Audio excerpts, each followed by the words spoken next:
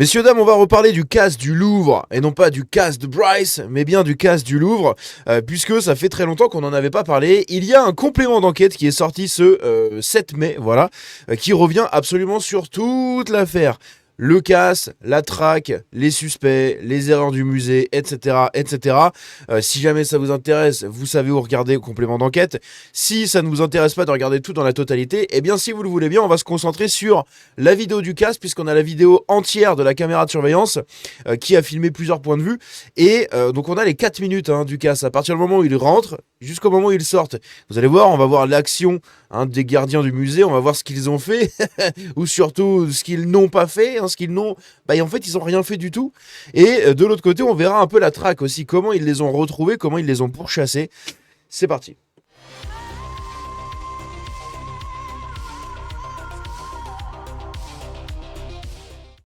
Donc, ici, on a un extrait de complément d'enquête.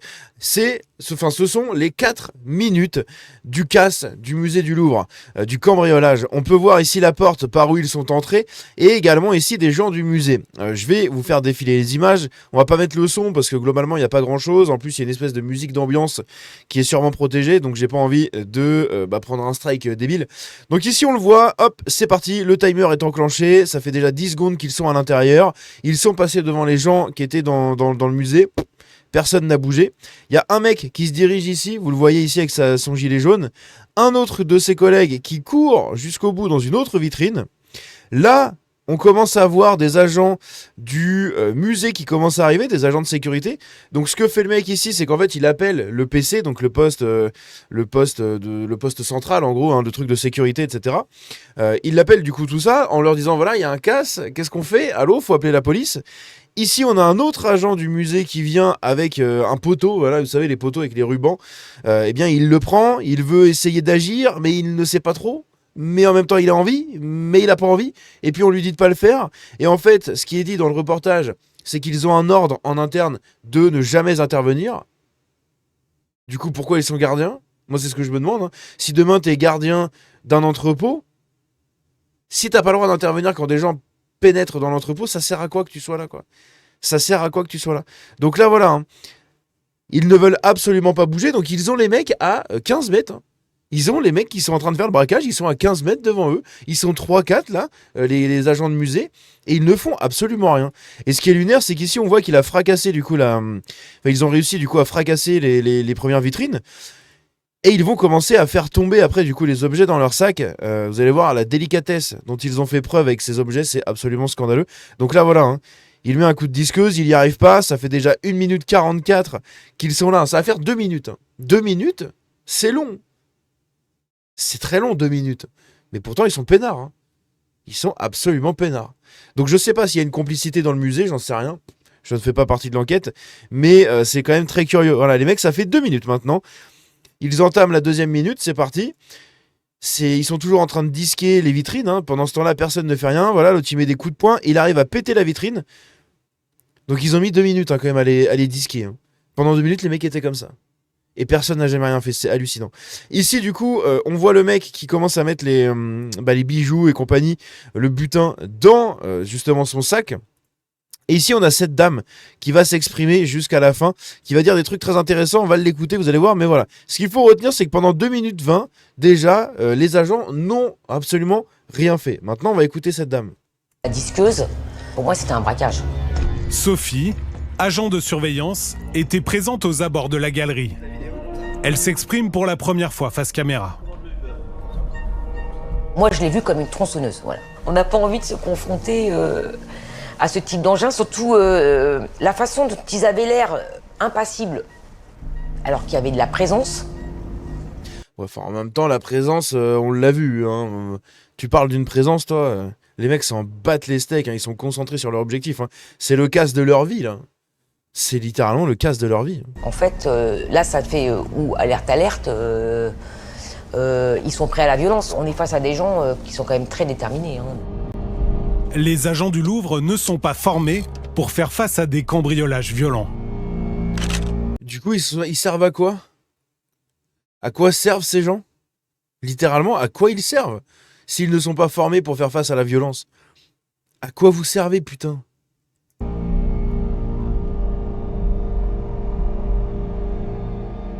Là, on voit des collègues qui se demandent comment ils vont pouvoir agir et qui montrent qu'on s'est retrouvé quand même dans une situation d'impuissance.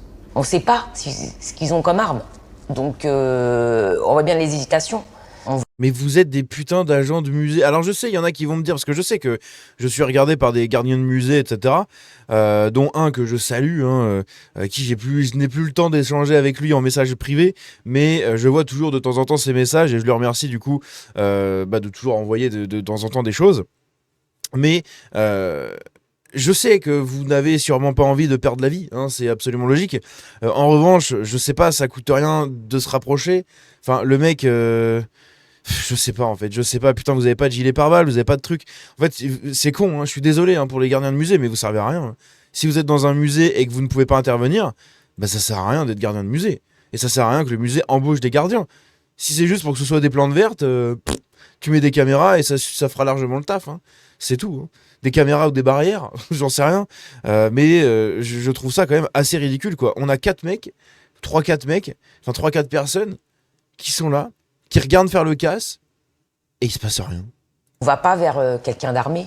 Je pense qu'à ce moment-là, en plus, personne ne pensait que les vitrines allaient céder aussi vite et que la police aurait le temps d'intervenir, en fait. 2 minutes. Hein. Il a fallu 2 minutes. Donc là, on revoit encore une fois nos ingénieurs.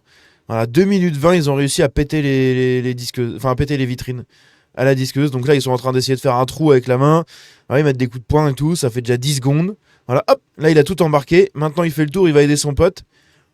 Voilà, et ça va faire 3 minutes que les mecs sont dans le musée. 3 putain de minutes, je suis désolé, j'avais pas enlevé mon truc. 3 minutes que les mecs sont dans le musée. Donc là il se barre en courant. Hop, il fait tomber un truc, il le ramasse. Tout ça, regardez. C'est ouf. C'est ouf, le mec fait ça juste devant les agents, quoi. Juste devant les agents. C'est lunaire. Et hop, les mecs sont repartis. Voilà, 3 minutes 18 les amis. Hein. 3 minutes 19. Après le temps de la montée, de la descente avec la nacelle, etc. On est à quasiment 4 minutes. 4 minutes pour le casse. Et vous avez vu, ils ont passé 3 minutes 19 dans le musée. Il n'y a rien eu. Il n'y a même pas eu un coup de taser. Parce que c'est ça que je me dis, à la limite, je sais pas, moi, t'es pas armé et tout, mais vous avez bien des tasers, vous avez bien des trucs. Vous pouvez pas leur balancer un truc dans la gueule. Je sais pas, moi, je vois des casseurs, enfin, des mecs qui viennent et des braqueurs. Je prends là le pied que le mec portait pour essayer d'aller les taper, mais en fait, il est pas allé les taper, il pleurait un peu, j'en sais pas, je sais pas ce qu'il faisait, il avait peur, il se chiait dessus, là. Au lieu de prendre ça, je sais pas, je le prends, j'essaye de le balancer sur un mec. On sait jamais, sur un malentendu, tu peux l'assommer si tu fais rien. Au moins, tu tentes des trucs. Mais non! C'est hallucinant. C'est hallucinant. Les mecs auraient fait n'importe quoi. Hein, je sais pas, ils auraient bougé. Ils auraient tout simplement... voilà, s'ils avaient agi d'une quelconque façon, ce serait devenu des putains de héros. D'accord ? Parce qu'ils auraient protégé les bijoux. Ce serait devenu des héros. Je comprends pas. Je comprends pas. Bref, ici, on va regarder du coup la traque, comment s'est passée la traque et comment ils les ont rattrapés. On a le témoignage d'un homme. Avant ça, on va voir justement au début... Putain, c'est chiant. Mais qui se cache derrière ce casse d'une audace spectaculaire? Voilà. Et on va avoir du coup les images. Donc là, le casse, on revient dessus. Et là, on les voit, rappelez-vous, quand ils descendaient la grue, je vous l'avais montré. On a la vidéo ici de quand ils descendent avec la nacelle du Louvre. C'est lunaire. Et hop, après ils se barrent sur des scooters. C'est absolument lunaire. Bref, une fois qu'ils sont barrés sur des scooters, eh bien on a un monsieur ici qui va intervenir pour nous raconter un peu l'enquête. Il y a encore 3 semaines, Pascal Caro était le patron de la brigade de répression du banditisme, un service d'élite de la police judiciaire. Il est l'un des premiers à avoir été prévenu. Je me dis, puisque j'ai un appel téléphonique, ce n'est pas possible au Louvre. Voilà, qui a pu oser? Voilà, c'est la question.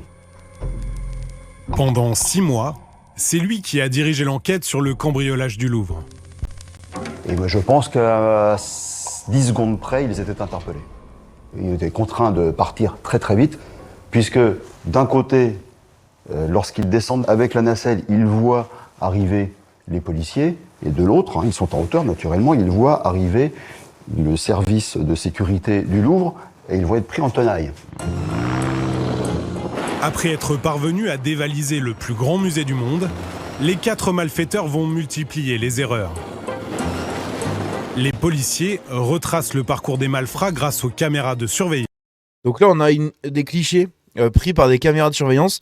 Donc en fait, ils vont retracer leur parcours du musée du Louvre jusqu'à Aubervilliers. Voilà, vous avez du coup plusieurs plusieurs photos qui vont être prises sur des caméras de surveillance. Et du coup, on les voit jusqu'à Aubervilliers. C'est lunaire, vraiment c'est lunaire. Caméras de surveillance jusqu'à Aubervilliers, en Seine-Saint-Denis.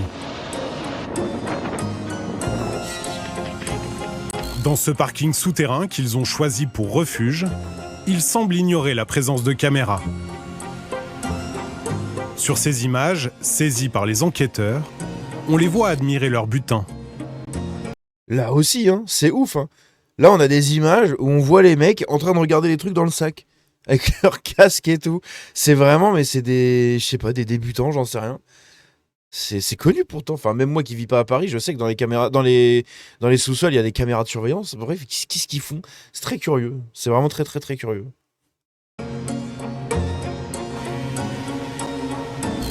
D'après la police, ils tiennent dans leurs mains le diadème de perles d'Eugénie. C'est la toute dernière image connue des bijoux.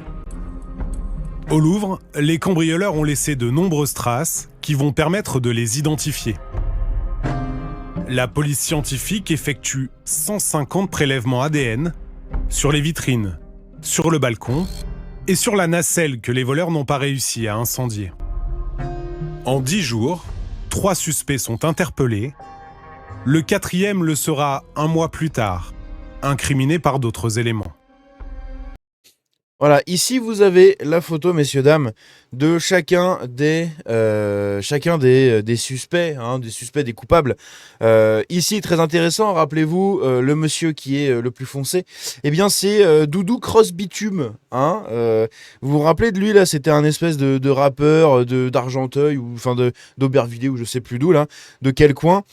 C'était du coup un Français comme vous et moi, hein, arrivé il n'y a pas très longtemps, connu des services de police pour des braquages, etc. Tous les autres, hein, ils sont connus par les services de police pour des braquages. Bref, voici la photo des suspects. Donc évidemment, on voit pas leur visage, mais bon, est-ce qu'on a besoin de voir leurs yeux et leur nez quand on a déjà tout ça? Je sais pas. Hein, clairement, moi, j'en ai pas besoin. J'arrive à déceler un pattern très intéressant. Et puis, on avait leur nom déjà. On avait leur nom, enfin leurs identités. Il ne manquait plus que le visuel. Eh bien voilà, on a le visuel, messieurs, dames. À côté de ça, les bijoux n'ont toujours pas été retrouvés. Il y a une commission d'enquête également, j'en ai pas parlé, mais il y a une commission d'enquête sur le Louvre, hein, sur la gestion du Louvre, etc. Donc ça, j'essaierai d'en parler quand j'aurai le temps. Voilà, enfin, quand j'ai le temps, il faut que je me plonge dedans, que je regarde un peu ce qui se passe. Mais il y a toute une commission d'enquête qui a été faite sur les actions, les inactions et les grosses erreurs qu'il y a eu du côté du Louvre, des choses qui n'auraient jamais dû arriver. Il y a plus d'une 50aine de recommandations qui ont été faites par cette commission d'enquête pour sécuriser à nouveau le Louvre, empêcher que tout cela se reproduise. Bref, on parlera de tout ça dans un autre sujet. Ici, cette vidéo s'était vraiment concentrée sur le vol, hein, sur les images du vol. Pendant 3 minutes 20, les mecs sont restés tranquilles dans le musée. Alors je pense que sur place ils devaient se chier dessus, hein, c'est facile de regarder une fois que c'est fait, mais les mecs devaient se chier dessus et les gardiens du musée également, hein, aussi, je pense que eux aussi devaient se chier dessus, mais quand même, moi je pense que j'aurais tout tenté, hein, je sais pas, c'est l'amour de ton putain de pays, bordel de merde, je sais pas, c'est lunaire. Et qu'on vienne pas me dire oui non mais nous on n'est pas armés donc on peut rien faire, non bah je sais pas, tu prends le pied, tu le balances, tu vas chercher une table, une chaise, je sais pas, putain, tu fais quelque chose quoi. Je sais pas, c'est lunaire. C'est vraiment lunaire. C'est incroyable. Bref, dans tous les cas, dites-moi ce que vous en pensez dans les commentaires. On se dit à la prochaine. Prenez soin de vous. Très bon dimanche à tous. Ciao.